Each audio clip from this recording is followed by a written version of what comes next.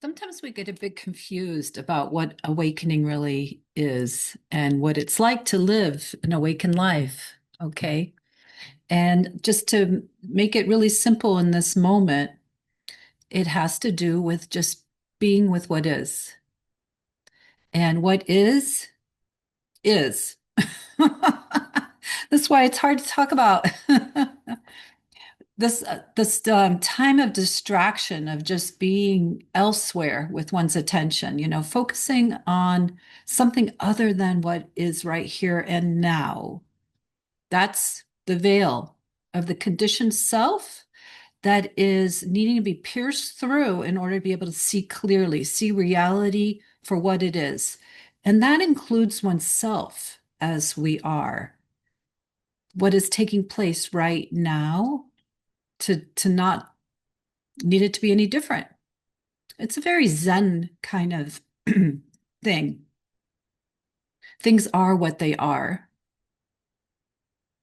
Truth is what it is. Reality is what it is without superimposing imagination on it, and how we are able to close that gap between what is and what is here in you, what is in the world, what is in nature, what is that what things we see, and the imposed reality overlaying that.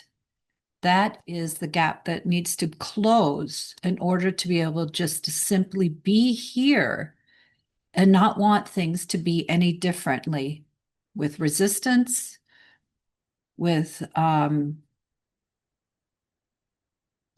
distraction, like I said, and just like, oh, I'm going to look elsewhere. I want a different version of this moment rather than just what is. So what is always changing on the outside, right? It's changing we're changing on the inside. The feeling states come and go, and thoughts are coming and going, and all this stuff. So what is in flux, but there is a deeper what is behind it, right? So that's just that's the temporal experience of being alive, the movement of time, the movement of states of consciousness, constantly coming and going to our last breath. As long as we're here, there's going to be impermanence at play, right? Nothing's solid and stays the same, except this that we are in the background.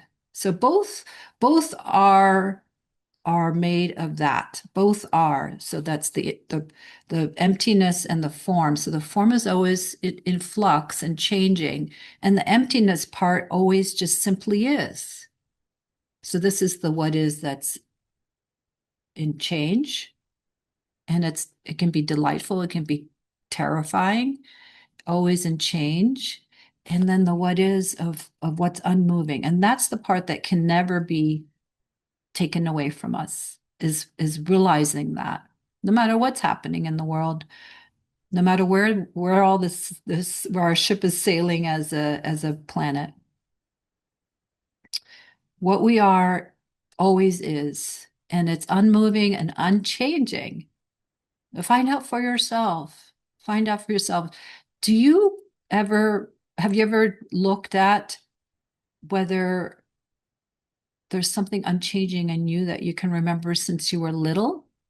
It's the same you. Some people cannot feel this, and many others can and do. Maybe you have already. I like there's something in me that is the same when I was 2 and 3 and 10, and now it's the same. And it's not necessarily the me. The me, we label that the me, but part of that me is the unchanging. Part of that me is the unchanging. It's something that hasn't changed this whole time. And we have a story over time that that is a me. And there's a problem there, with the me and the I, especially as a spiritual seeker. But that me is there's an aspect to that me that is free. That is free in the midst of the changing.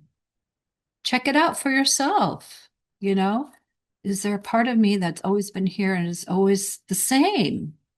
And it's always the same no matter what's taking place. Wow. I've had good years and bad years, good moments and bad moments. The body is aging, whatever it is. Health coming and going, griefs coming and going. But there's something that is always aware of it, right? There's always been me that's been here aware of it.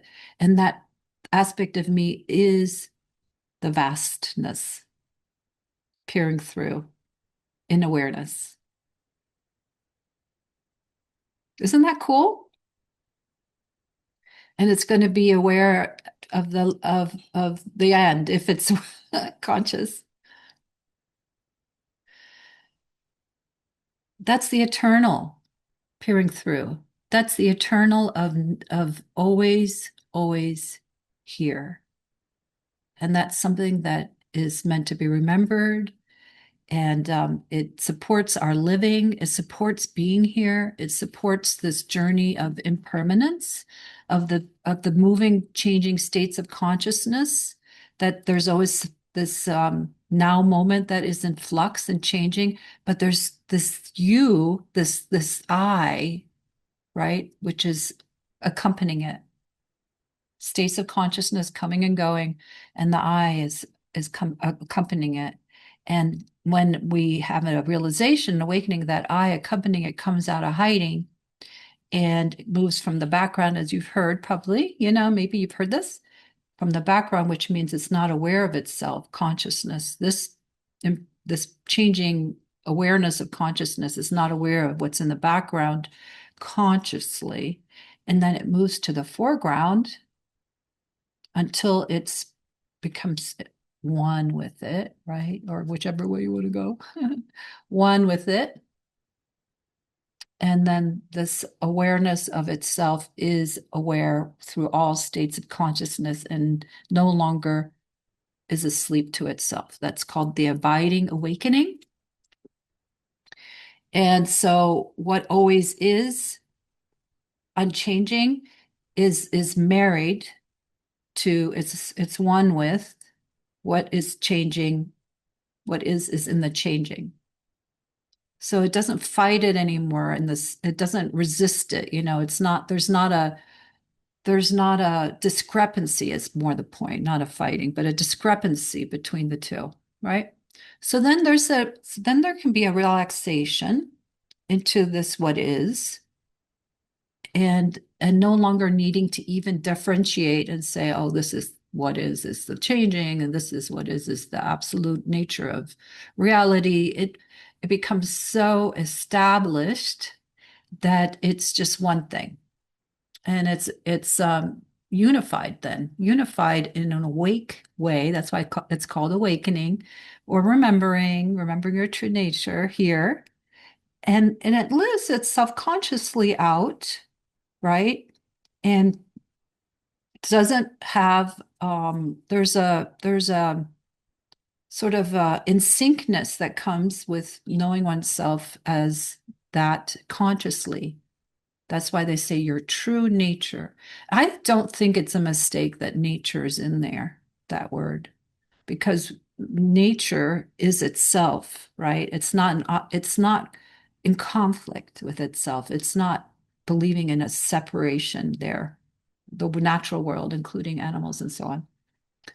And we are one with the natural world as well, but through the power of ability of being able to self-reflect, there's been this subject object thing that's been created, and language has dualistic language has ensued, and the collective virus spread out for thousands and thousands of years. So it's very entrenched in the collective that there is a separate self that is lost here, and it's very painful. So the true nature is we're coming back in sync with our naturalness, with nature, while still being aware and self-aware, you know, self-conscious ability to know that awakening is here. It becomes normalized. You don't think about it anymore after a while. But, at first there's like, oh, something is happening here. waking up is taking place, and that's a process that you're likely in if this is interesting to you. So I wish you well, and I wish you remembrance, self-remembrance. I wish you coming back home so that you can see clearly, so you really understand for yourself that that what is has these different qualities to it. This is this eternal what is, and the changing nature of what is, and that there can be just a surrender, a relaxation, and an enjoyment of this now moment being both eternal and in movement. Because that's what we are. We're the eternal and in movement. We're the emptiness and the form, unified as one. And it's dance then, a creation birthing itself here, as you, as me, as a tree, as everything. Creation birthing itself here and becoming conscious of itself here, waking itself up here, and waking one another up here. Warm wishes. Take good care, especially during this time of vast flux on the external. The internal, unmoving center, centerless center, is a refuge and a home amidst the change.